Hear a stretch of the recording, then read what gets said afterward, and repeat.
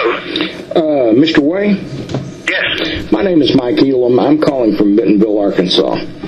Okay. And what I was calling about was, I understand that you used to work for the Memphis Commercial Appeal. I did. Sure did.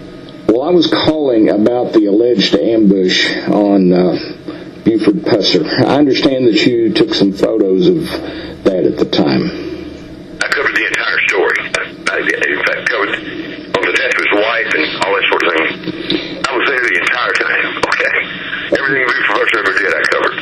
Well, the reason I'm calling, I guess, is because I don't know how to say this. I used to be a big fan of Buford Pusser. Okay. I'm a former law enforcement officer myself and worked for Walton Enterprises for several years over here in Bentonville. Right. But in studying the story, the more I studied it, and I don't know how to say this, I am one of those that believe that, like I say, I use the word alleged ambush. I don't believe there was one. Right. Exactly right. You say exactly right. Exactly right, yes. There was more to it with me than just being a reporter for the Commercial Appeal. I ran the bureau, what they call a West Tennessee Bureau. Yes. And that was included in my territory, so I covered every story over there. But my father was a ranking officer in the Tennessee Highway Patrol, and as a result of that, it opened up all these doors for me to law enforcement, particularly with the TBI, the Tennessee Bureau of Investigation. Sure. And did you know Warren Jones? Very, very well. Very well. I understand that I was speaking with Dr. Jerry Francisco. I'm sure you're familiar with him. Sure I am, yeah. And in fact, his daughter lives here in Jackson, Tennessee. Does she? Yes. I did not know that. She's a doctor here. Huh. Well, I was talking with him, probably a couple of months ago, and he was telling me at the time, of course, I visited with LaVon Plunk, P.D. Plunk's wife. That was one of Buford's deputies, of course. Right. And she was telling me that at the time of the ambush that the Pussers were separated, as far as she knew. Well, not legally. They were living two separate lives. And most of the time they spent running the bars here in Madison County, around Jackson. I see her all the time. You know, I was out and about a lot in those days, on stories and every other thing. And Pauline would come up here. You know, there was a club out on the north side of Jackson at the time that was called, what was the name? The El Rancho. And it was like a world-class roadhouse, okay? And then people would come up, you know, a couple nights a week, and then some, you know, it was just, they were living the life, the sporting life. Well, when I spoke with LaVon, she told me that as far as she knew at the time of the ambush that they were separated and that Pauline was staying in a motel in Savannah. I'm not sure of that. I don't know about that. That never came out in the stuff I got. But Buford wouldn't. He was so closed-mouthed, he would never really tell anything. Sure. You know, well, he identified the killers. He knew exactly who it was, and it was a hit. I mean, that's all it came down to. It was a hit. He was not hit by those rifle shots. He shot himself in the jaw. Well, that's been my opinion.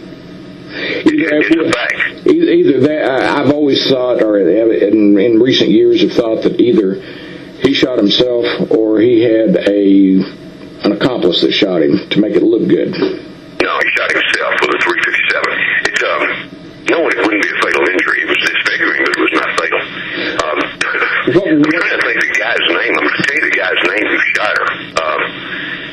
Man, in fact, I got a call no more than a couple of years ago. I do radio and television, okay, on a very I visited the website. Are you speaking of Hollis Jordan? What was the first name you said? Hollis. He has a son who's a contractor in Corinth. It wasn't. I don't feel like the name was Junior. What was that guy's name? Junior Smith.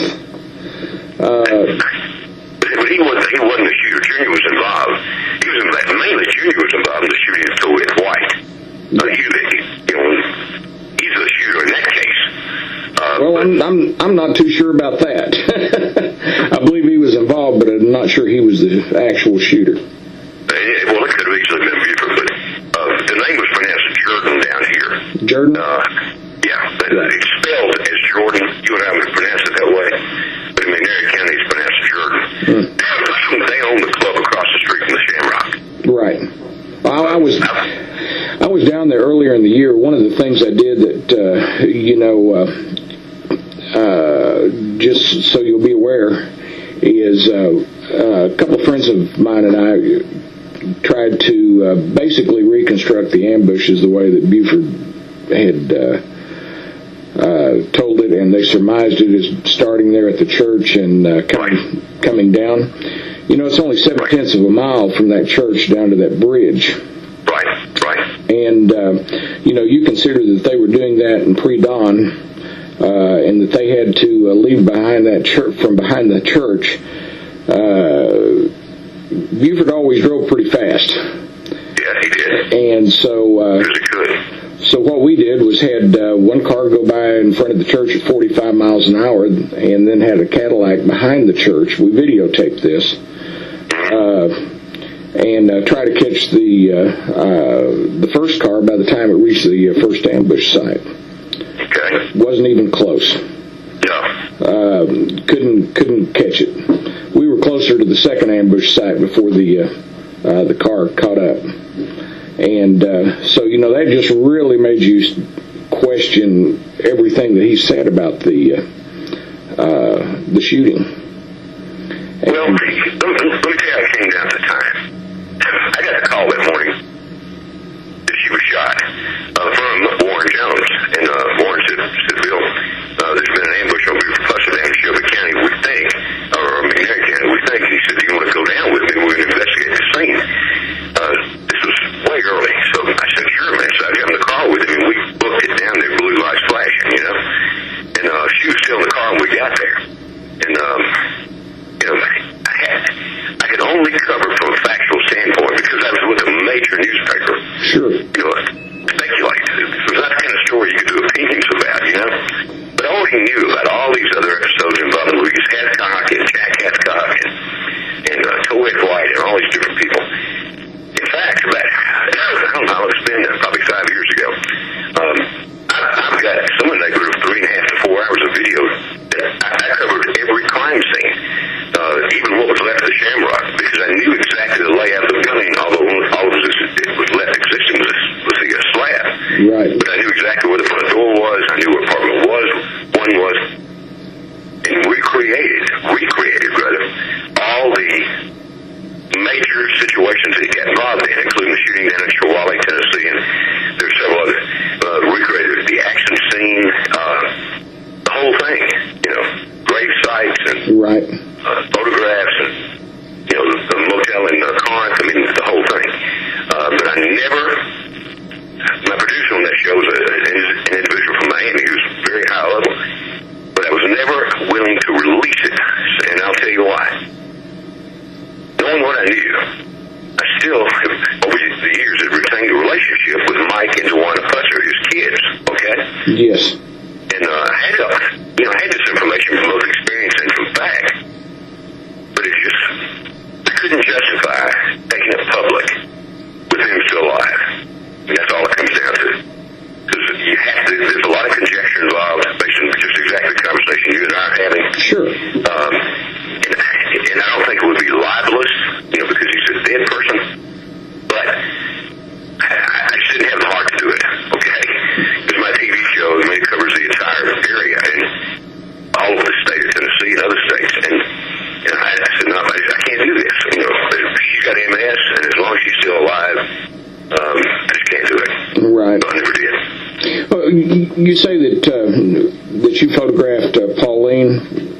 Yeah. She was still in the car. All the photographs, everything taken. The front page picture of the commercial appeal, I sold. In fact, that was sold to the Associated Press. But I photographed even the death scene. They used all my photographs, the autopsy, the crime recreation and autopsy and all that. It's one of the most amazing things I've ever seen. I've seen a lot of dead people. When you're in newspaper business, you do. Right. But it was amazing. It really was. Can you tell me when you photographed her, what position she was in? Yeah, she was laying. I walked up to the passenger side of the car first. When Warren pulled up behind the car, he was on the driver's side, and I was on the other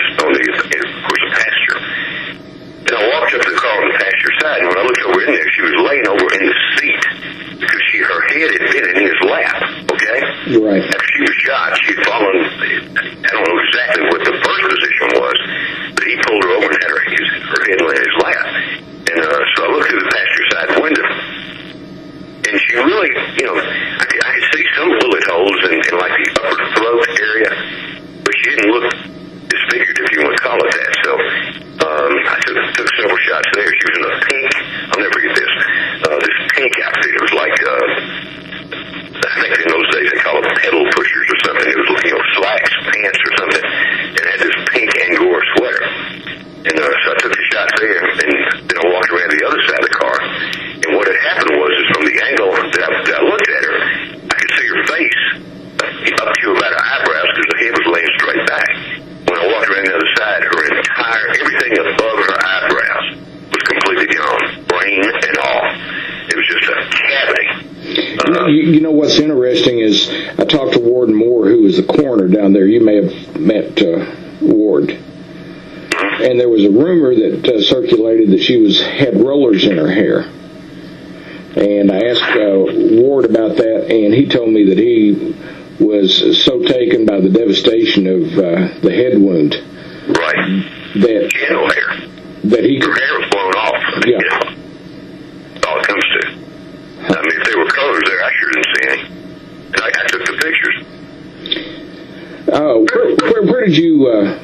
where was the car when you took the photographs? Where was the car? Yes. In that long, flat area. I'd have to go back and look at my videotape now. Gosh, man, you took me way back in history. Oddly enough, I was a college student when all this happened. It's amazing.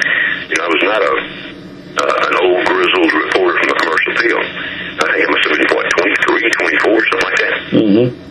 But when you went past the church and headed on out, what you were describing, the bridge, I don't recall even thinking about the bridge. But you went through kind of a I don't know, the uptight deal, went over hill, down, and then back up another one, then back down again across this long, flat, straight stretch. And they were about, I don't know, I'd have to again have to look at the tape, 300 to 400 yards past that second hill, just this long bottom. So you're saying it was down close to the St. Rest Cemetery? Could have been. I don't remember. I really, like I said, I got the tape, but it was all strictly the scene, and all the photographs of the scene. Well, I didn't spot it that close. Yeah, see, the reason I'm confused is the second ambush site was there close to Davis Yancey Road and New Hope at the intersection there, which is about 200 yards north of St. Rest Cemetery. Okay. And that's where you photographed her in the car? It could have been, but I don't have those landmarks in mind. Okay. Those didn't relate to the story. I was operating strictly out of the memory of exactly where it was and how it happened. I didn't have any.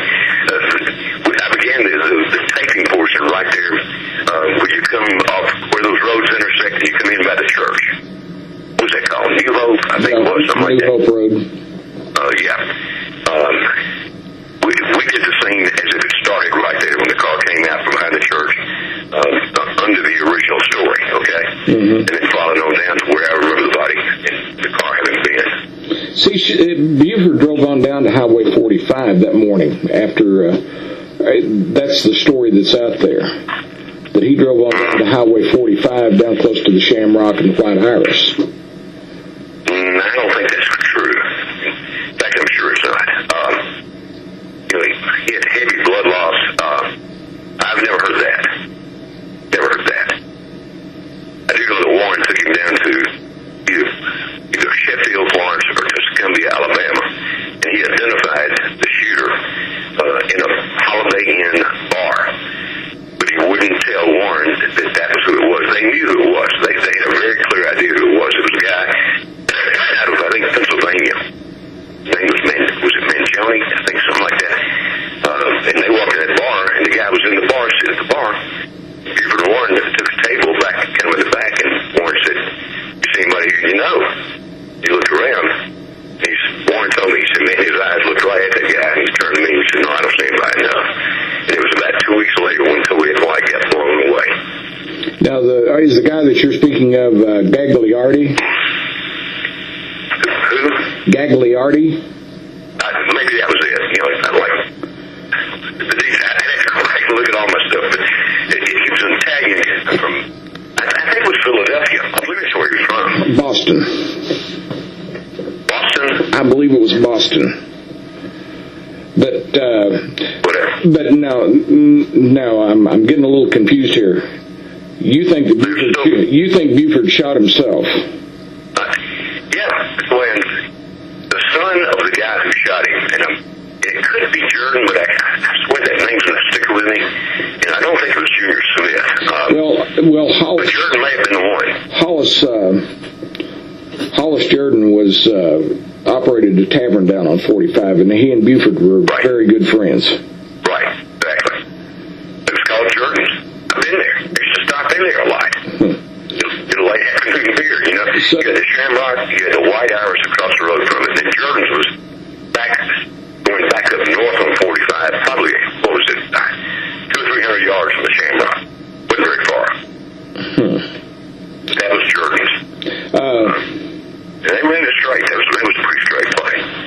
So now what you're saying is you think that Jordan was the one that actually shot Pauline? Yeah. Buford pulled up behind Jordan's car. Jordan was already parked at the location that it was all pre-planned. Car was parked. He pulled up, stopped probably 30 or 40, maybe 50 feet behind Jordan's car. Jordan gets out of the driver's side with the semi-automatic rifle and walked around and stood directly in front of the car on the passenger side and started shooting. And blew her away. And then he went back to his car and Buford pulled out his pistol and shot himself in the jaw.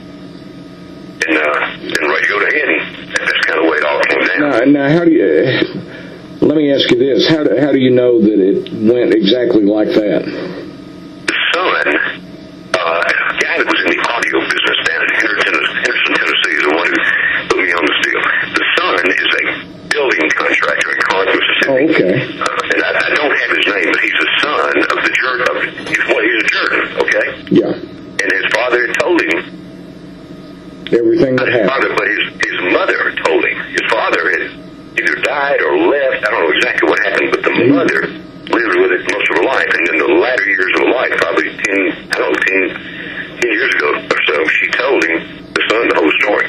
Well, I'm going to have to follow up on this, but I've been told that it was the son that killed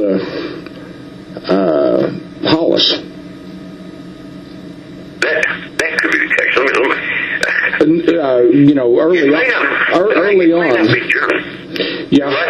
Early on, when Hollis Jordan was killed, they were saying that his wife had done it, but there's a rumor that persists out there that it was actually the son that killed him.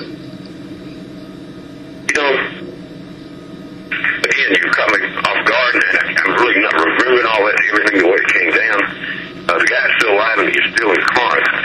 Could have been more than one son. I'm not really sure about that either. But, I don't know. Again, I was dealing with facts. Well, you're right there. I'm not sure how many children he had. So we could be talking about two different individuals, possibly. Easily could be. Could be more than one. This guy was really reluctant to talk, and he could never be quoted and all that sort of thing. Well, see, the other thing that really caught my attention was, do you recall seeing shell casings there that day? Did you photograph any shell casings? I'm quite certain I did. I photographed everything. I was the only person there with a camera of the quality necessary to do what we had to do, so I shot everything. Do you remember? That's 1960, what? 6? What was 67. It? 7, okay. August 12th, 67. Right. Do you remember the location of the shell casings? I really don't. But I was in shock. You got a 23-year-old kid, man, with all these big-time cops laid around and dead bodies in cars, and I didn't know what to do. Well, I understand because I was a deputy sheriff here in Benton County when I was 21 years old, and the first attempted suicide that I went to, I was actually a dispatcher at the time, and I was off duty, but they knew the dispatcher that was on duty knew I had a scanner in my car. And what was so funny is he had tried to call every deputy. We only had a couple on duty because we were a small county at the time. And when the suicide call came in, he attempted to call anyone at their homes that he could think of, and finally called me on on the scanner gave me a blind call, and I was the one that went out to this attempted suicide. And, that was the first such call I ever went on. And, you're out there by yourself, and you're sitting there saying, you're worrying about, really that you're going to screw something up because you've never done this before, and you're not actually a field deputy to begin with. They were doing that. Warren had a camera. There were several people with cameras up there by the time, once we got there. Yeah. My photographs were mainly, I had really high-quality equipment as opposed to these little brownie-type sure. guys had. I was using a Rolleiflex, which at the time was the top of the line. And, I was shooting mainly bodies and blood and brain tissue. I later took pictures at the car was transported back into Selmer, the Sibley Chevrolet. They put it back in the service department, and that is the picture that ran on the front page of the commercial. If you go in the Buford Pusser Museum, you'll see several reproductions of my story and the whole thing. Oh yeah, I've been there. And that's the way it. That's the portion of it I did. I was in the show business side of it. I mean, the whole. By the way, the thing that I can kind of benchmark what this videotape episode of a few years ago. That all came to pass because they did the remake with The Rock, right, which turned out to be a complete fiasco and totally based on no facts, didn't occur in McNairy County, all the above. Oh sure. But that's what motivated myself and our production crew to really get all these videos done, including the car wreck scene, we died and all that. But then the movie came out and it no longer had commercial relevance because nobody saw the movie. I'm amazed when I find people like you and others who still follow this story, but for the vast majority of people, based on the time period, even including the original movies, they don't even know what you're talking about. Well, when I think of Walking Tall, I think of Buford Pusser. When my kids think about Walking Tall, they think about Chris Vaughn, because they changed the characters and everything else in the remake.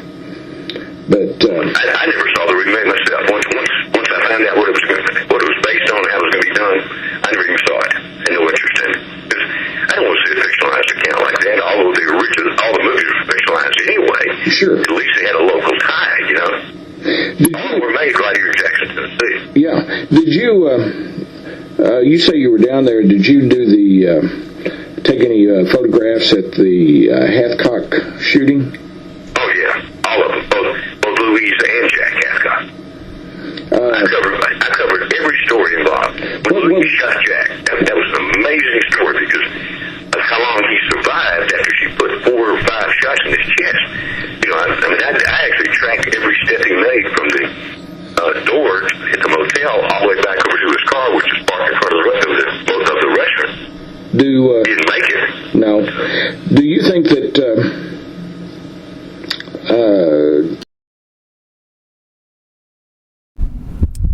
Today's date's August 8th, 2023, times 2:33 p.m. Assistant Special Agent Charge Mike Parson, Special Agent Brent Booth, Tennessee Bureau of Investigation, about to conduct an interview with Sammy Fullwood here in Mickey, Tennessee, concerning the Buford Pauline Pusser case.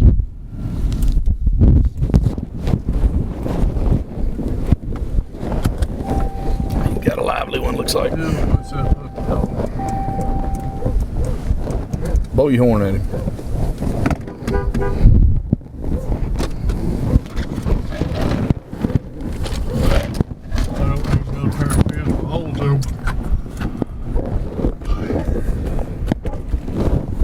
Hey, pup. Hey, pup.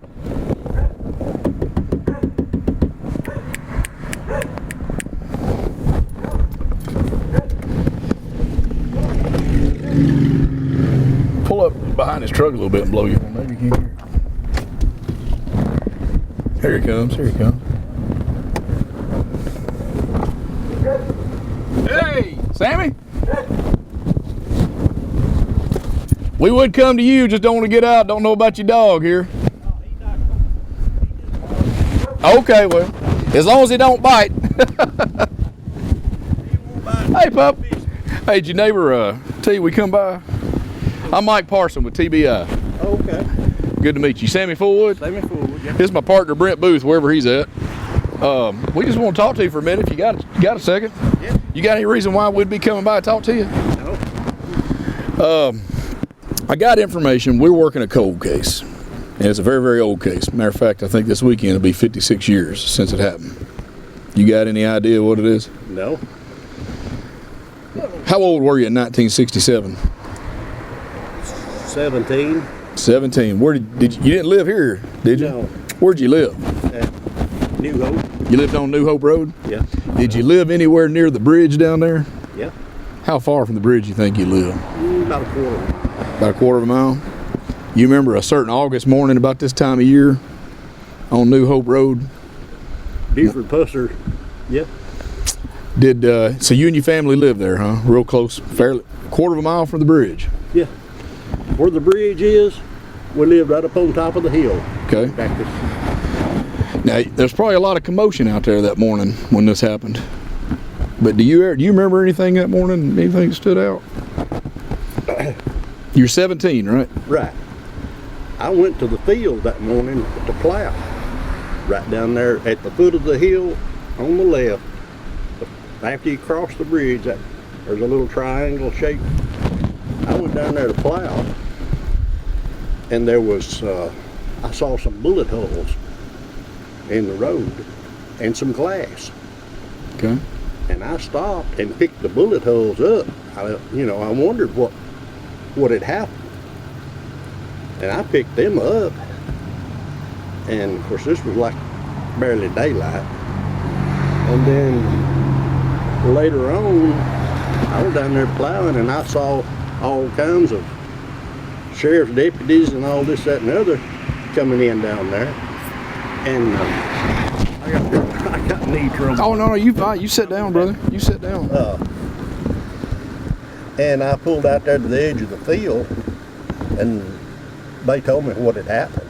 You remember who you talked to that morning? No, I don't. I have no. It's been a long time, I know. None of this we're trying to lock you in, but I told them, that I'd picked the bullet holes up, and they wanted them, whoever it was. But you were at the bridge where you picked them up at, right? Down by the bridge. Yeah, just beside of the bridge. Okay. Was it RC down there? Who? RC Mountain Law? You remember that? I don't remember. Don't remember any of the people there. Just these. But is it accurate to say you were out before daylight getting ready to go plow in the field? Is that right? So you were outside before the sun ever came up? Oh yeah, yeah. We had got up and was farming back then, and your day starts early. I can, yep. Back then, and I imagine a lot of people hunt out that way. It's in the country, right? Is there any hunting and stuff? yeah. Would it be would it be uncommon for you to hear people shooting guns and stuff out there living out in the country? Yeah, it would be very uncommon. Somebody was? Now we used to bird hunt, but that was about all the hunting that was done then, because there wasn't that many deer around. Yeah. Back in those days. Did you hear any gunshots that particular morning when you got up? No. You didn't hear any gunshots whatsoever. And my mother, I couldn't tiptoe through the house coming in late without waking her up. If there'd been any gunplay down there, she would have heard it. But you were out getting ready to get on a tractor before daylight to go plow the field, and you didn't hear a thing. Yeah. And you lived a quarter mile from the bridge. How many holes do you think you picked up? Or was it on the bridge where you picked them up? No, they were just as you cross the bridge coming back this way. They were scattered out all over the road there. You remember what kind of holes they were? Do you remember just like what a 22 long rifle is, right? A little smaller. Did it look like it was a bigger shell? They're bigger than that. Bigger than that? Okay. They were something like a 30-30. Okay. About the size of a 30-30. And I do remember this, and I thought it was kind of strange. The glass that was there looked like it had been poured out in little piles. Really? The glass looked like it was in piles, like it placed perfect, like poured out of something maybe. Tell me if you if I was shooting into your truck, where would the glass go? Everywhere. Right. And this glass, I don't know if anybody took any pictures of it or whatever, but I do remember, thought that was uncommon. Yeah. Because it, like I said, it looked like it just poured out here and there. It wasn't scattered. It was all in little piles. That's interesting. And just to clarify what I asked you a while ago, just to make sure we're all on the same page, is like there wasn't a whole lot of deer running around back in, so mostly it was just farmland. People weren't hunting unless y'all were just bird shot, you know. We used to bird hunt. Bird hunt. And rabbit hunt. That was about all the hunt. And you're doing that with a smaller caliber weapon too, right? Yeah. Shotgun. A little 410 or a 22 long rifle, something, you know. I always hunted with 12 gauge. Mostly bird shot probably though, right? Yeah. But that morning, so you're saying you didn't hear a gunshot whatsoever, and you live a quarter mile away from where the bridge is at? It's not even a quarter. Not even a quarter. Okay. Maybe an eighth. Have you been over there? Oh yeah. Yeah. Okay. When you Coming from the church. Yeah. Coming from the church, after you cross the bridge, when you get to the top of the hill, we live right there on the right. There's a driveway that goes across. Yeah, that ain't even. That ain't definitely ain't a quarter of a mile. It's just No. a few yards, a few hundred yards. No, it's further. That's my niece lives. That house. It's about not much if any further than here. What's funny? We went to your niece's house a while ago, and I was in the army with her husband. Bean. Sure was. We were in Hawaii together. Okay. Back about 20 years ago. I remember when they went to Hawaii. Yeah, we stayed out there almost 2 years. Could have been worse, you know, beats Iraq. And Yeah, absolutely. but no, we didn't mean to bother you. Your name popped up and it was like trying to find people that, you know how people move, and it's been 56 years. Families move. My family don't live in the same place it did when I was growing up, but trying to find people that lived out there back in the day and what they had heard, and I guess what you told us. Did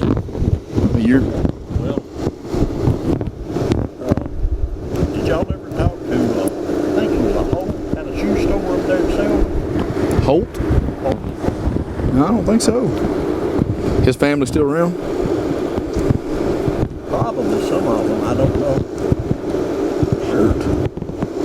Did they live out there? No, but he lived next door to Buford. Oh, okay. And he told me and Daddy one day, or told me and Daddy one day, and I was just listening. And he said that he told Daddy that Pauline had collected evidence on some of the dealings Buford had been doing, and she was fixing to leave him and turn the state's evidence on him. Now this is the Holt, Mr. Holt that ran the shoe store in Selmer, told your dad this. I don't know if he's still living. I'm sure the shoe store. It's long closed. But You remember his first name? no. We that's probably, people remember that. People are still around. We'll find that out. Whole shoes. It was. As you cross the railroad track and stuff on the right. Okay, I think I know what you're talking about. I grew up Carn, so I know we used to go back 427 all the time growing up. But just to, we're gonna get out of here in just a minute. But we came to ask you what we. I mean. Well, I've known all along Buford wasn't the hero that Well, he was made out to be. Now I don't know how y'all feel about it. Oh no, I mean I think you. Talking completely out of. No, I think you're hovering right over the target. Yeah. To be honest with you, because I mean we're in it for the truth. We have no motives. We're not here for the walking tall folks. We're here because the truth needs to be known after 56 years, and Pauline Pusser and her family deserve closure and some justice. Well, when he shot Louise Haycock down here, did y'all find out anything about that? We know we got a file on it. Yeah, we know a little bit about it. You know why he shot her? Well, all I can tell you right now is it's a little innuendo and speculation, and there's a little smoke. What do you know why he shot her? Buford would tip her off. When the TBI was fixing to raid, Buford would tip her off. Everything would be spick and span when they raided. TBI come in there one time and didn't let Buford know and called her dirty. That's why she was drunk. She was trying to kill him. Her very daughter told me that. Because when it all happened, well, after it happened, we went, there used to be a DX service station there on the corner, and we went out there and saw all the commotion down there. And we went down there, and her daughter and her husband pulled up. And Susan, of course I'd known her in school with her, she said, "What's going on?" And we, she found out, she said her husband called her that morning and said she was drunk, but she could tell by talking. Louise was drunk. Told her to get home and get home quick. So they jumped in their vehicle. They lived in Memphis, like I said. They come home, and it was all over. Buford had killed her. Now, Susan was Louise's daughter, right? Right. She's dead now, ain't she? Did she pass? I was thinking she passed, yeah. She committed, her husband killed her and then committed suicide. That's right. I'd heard a little bit about that, yeah. Raymond Jones was his name. Susan liked horses, and I did too. Daddy had traded horses. Susan, I had one she wanted, and Daddy had it. And she wanted to trade one that Louise and Jack had bought her. And it did. And I had known Susan pretty much all through school.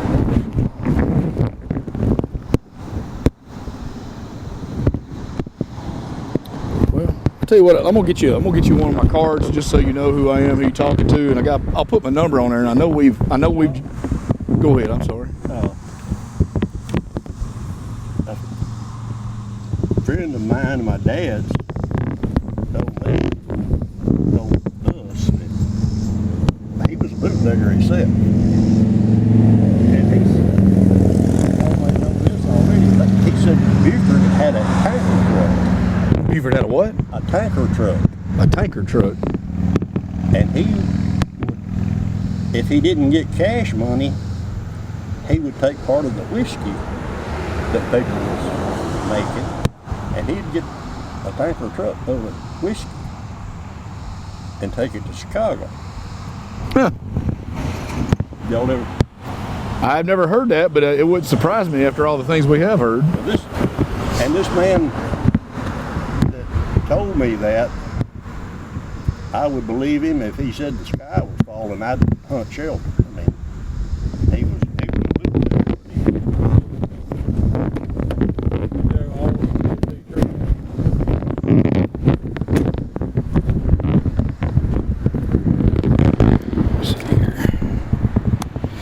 Just in case, if there's something that pops up, it don't matter if you remember something after we leave. You can call me, whatever, you call me anytime. My cell number's on the back of here. They right by Daddy. Oh, yeah. And I'm Mike Parson. He kind of on the edge, isn't he?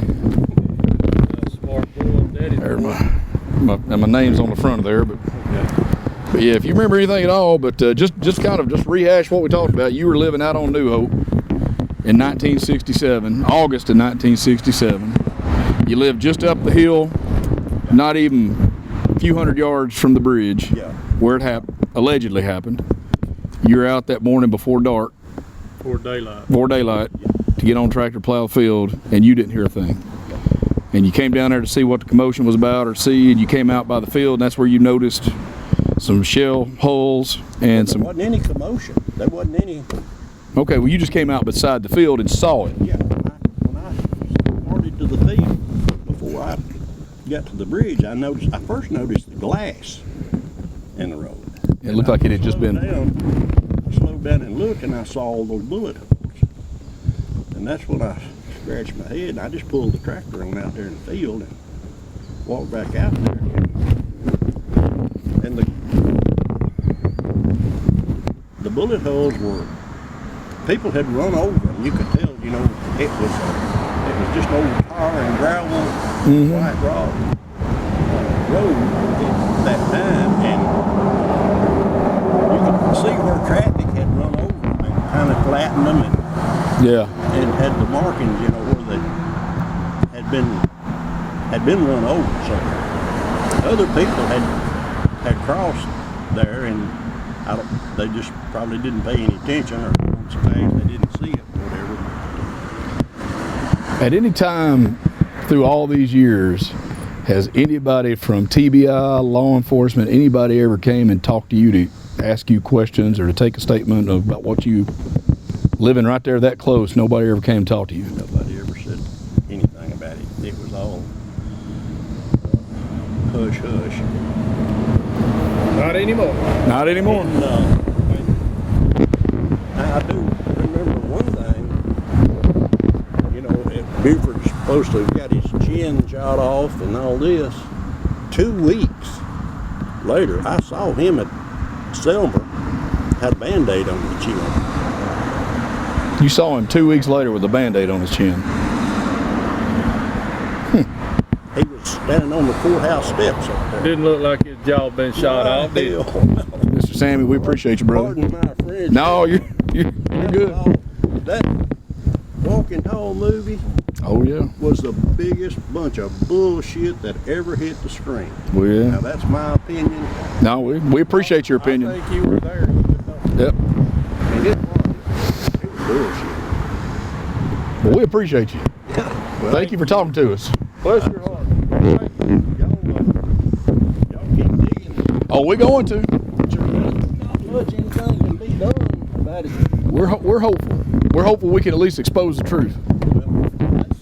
It needs to be. That's what we're working towards. We appreciate you. Have a good one.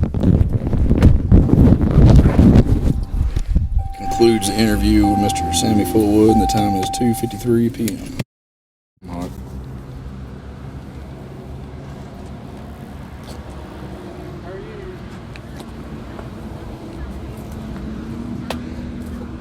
Are y'all getting settled in after fall break, after that long break?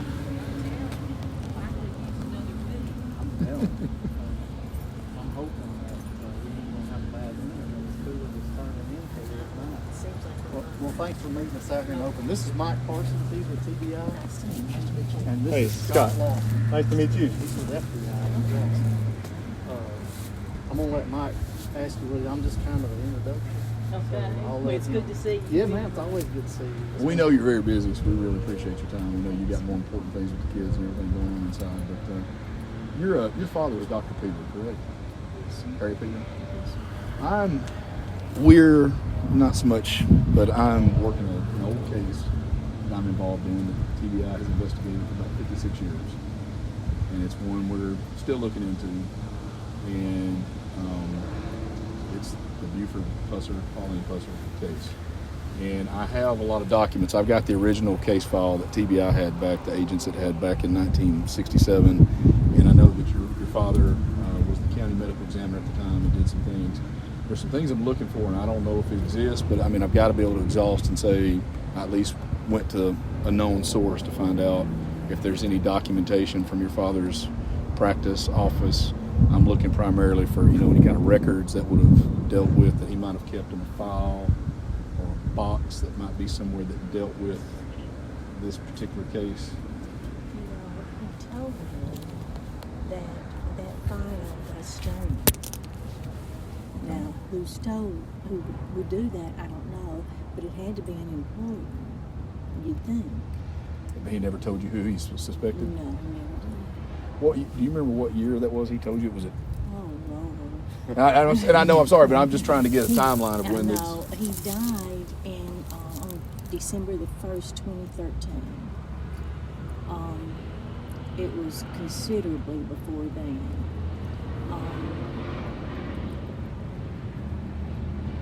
I'm going to say it was closer to around 2000. Okay. It was a long time ago. And I probably should have told you this before, so kind of the way we operate, nobody really knows that we're here. And I'd appreciate it if you didn't want anybody to know. I mean, because I understand that how people feel around here about this. Yeah. We have a job to do, and we don't quit on these things. And I hope that you get to the bottom of it, because We're trying. I know you will. Okay, so what did he tell you about it? Yeah, let's hear it, just off the record. Okay, there's no Off the patient record. client thing. What would he tell you about it? My daddy didn't talk. Now you know that Mhm, a lot. mhm. He just didn't. He did say one time that Buford's mom or dad wanted to exhume the body, and he said that he wouldn't advise that, just to let him rest in peace. And I think that was probably out of just respect for Buford, because they were Talking about exhuming Buford's body. They were Okay. very good friends. Did your dad ever tell you anything about the deal with Paul? Did he ever just say what his thoughts were? Like, did there a conversation ever come up where he like, well, one way or the other? No, he never did. He did think that someone laced Buford's drink that night. When he wrecked? He did suspect that, but of course there was no way of knowing. But, Buford likes to drink, so, that was just... How old were you when Buford was sheriff? Would you have known him, I guess? I knew him when I saw him. He was such a big man, but he would come in and he'd talk so soft. And I was, that just amazed me, because you'd think somebody that big would have a big, boisterous voice. But no, he didn't. He was very, always the gentleman, every time I was around him. And I was young. When he died, I was married and living in Arizona, New Mexico. So it had to be 73. So I knew him as in my 20s. I was an adult. And I was just asking for kind of like gee whiz, just like Yeah. curiosity. Yeah. You know who was working for him at that time? I felt like you were going to ask that. And would they still be alive? I'm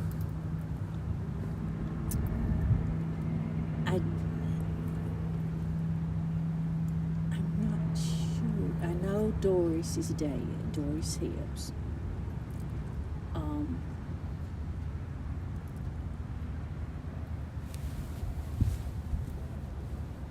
There was a Rhonda that worked for him, and I can't remember her last name. And at one point, Melba Huggins worked for him. Now, whether she was there when he died, I don't remember. But from what you told us, your father kind of indicated that that particular file or information that dealt with Buford and Pauline, somebody stole it, but he suspected it was somebody that worked for him? He didn't suspect. Oh, That's my that's your assumption. Okay. And, the Forsyths worked for him at that time. They did a lot of construction work and kind of keeping up with the rental properties and everything. Richard, I think, was one of them. He's dead now. But now Greg Forsyth and Greg's dad worked for Daddy, and he's dead. And so I don't know. Those are the only ones I can think of at the time. He also did the examination on Pauline during that. He that did. thing. And I guess those two files probably would have been together, I guess, wouldn't it, you would think? Or... I don't know if Pauline's file, I never did see a file on Pauline. Well, there's some things that if they exist, if I don't know where your father's belongings are, if you kept them, or if they're in a shed or an attic or just in a box, but if you would mind humoring us, there's some things I am looking for that deal primarily with the incident with Pauline in August of '67. Not necessarily as much. The Buford's crash has been hashed out. Stuff was sent to the FBI. Everybody thought his tie rods had been tampered with. All that stuff has been. And the troopers that worked at Paul Irvin, them guys, it's straight up, when you mix alcohol and speed, bad things happen. You can't do that. So I'm pretty certain that particular incident is the one we're mostly focused on, is the one with Pauline. And I'm looking for x-rays, his notes, anything he would have. A lot of doctors, they'll do notes in a file, in a chart. We still have some of those. I will look and see. Do you have a phone? I do. I've got one of these newfangled, and I'm going to try it out on you. If you pull your camera up and take a picture of that, that's my contact info, and then you can save it. High speed. High speed. Feel free to save my number. If you'll point your camera at that little QR thing, there'll be a little yellow thing that pop up. Touch that yellow thing. Touch the yellow thing if it's up there. And then let me see, and it should pull my. And then if you just want to save contact, Boy, it says fancy. there I am. I'm in, and you can just save me. So that's. Like I said, now some of the files we had to save some of them because until 10 years after Daddy died, which will be this December.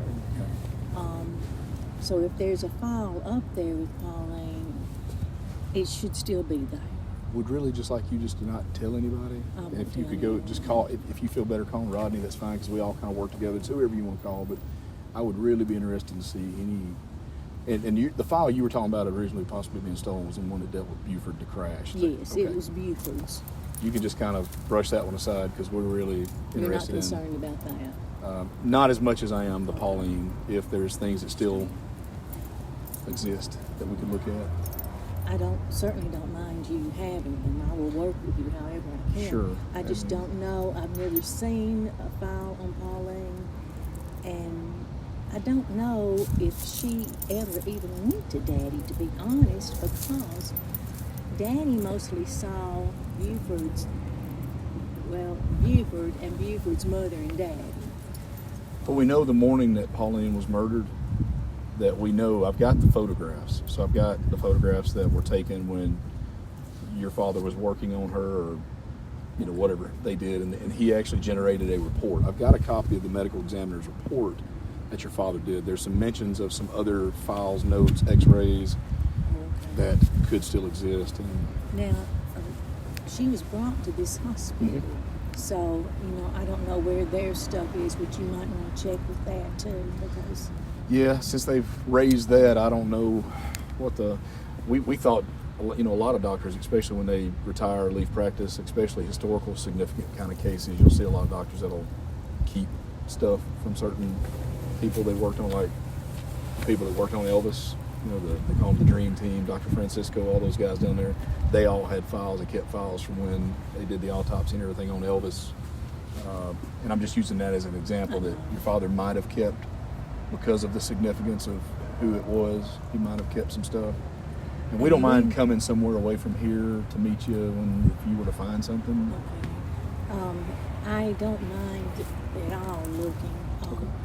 A lot of that, Daddy, the clinic was a mess when, and I rented the clinic, and I put most of the stuff upstairs. Most all the files, unless they were real old, like they hadn't been to see Daddy in years. But I don't mind looking and seeing. It may be likely that he kept like his regular patient files that he would see at the clinic, maybe separate from his medical examiner stuff that he would perform, like when somebody would die, the county medical examiner would have to go out and generate some kind of report or send somebody for an autopsy. He did have deceased files. That's what we'd be interested in. And that's what I really think. We do appreciate it. Well, I'll be glad to help however I can, because it's so... Well, you want justice. Well, it's an unsolved murder. And with TBI and like the FBI and like we're all, we don't...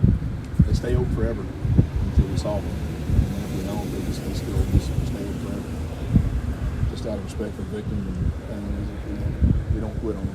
It may be some years before anything gets done, but we stay after it. We appreciate you. Appreciate you. We promise we won't come to your work again. That's okay. We just don't want to start an uproar in the town, you know. Well, I know. And, you know. I don't know how many I don't people are around either, today though. that would still even care, but, you know. Well, I don't know. Steve Sweat would, I can tell you. Right. Well, I'm sure. I see that car all We've the heard time. that before. Yeah. Some people, they'll be upset, but oh well. We're used to that. Yeah, I am too. Yeah, I know My you are. job, you know. I know you are a bunch of angry You know, parents. it's not kids, it's the parents That's and right. the teachers That's that right. cause the problem. So, I don't know. But anyway, Yeah. it was a pleasure meeting you. Yeah, thank you very Good much. luck, and Thank you.